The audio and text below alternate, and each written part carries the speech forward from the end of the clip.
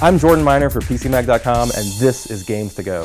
Today we're playing Pac Man 2056. It's the latest game from Hipster Whale, who created Crossy Road, which is coming soon to an Apple TV near you.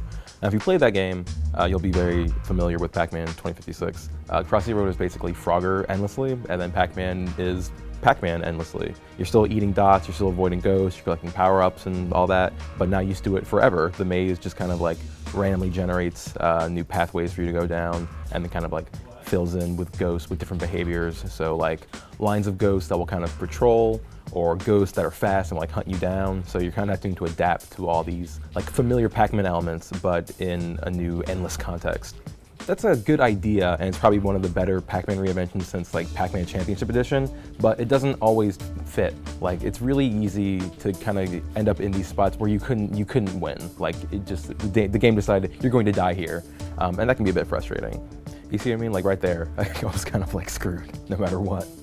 So the way it handles free-to-play stuff is kind of okay. You can play it all for free, but you won't be able to use any of the power-ups like the laser or like things that make the ghost freeze or go to sleep.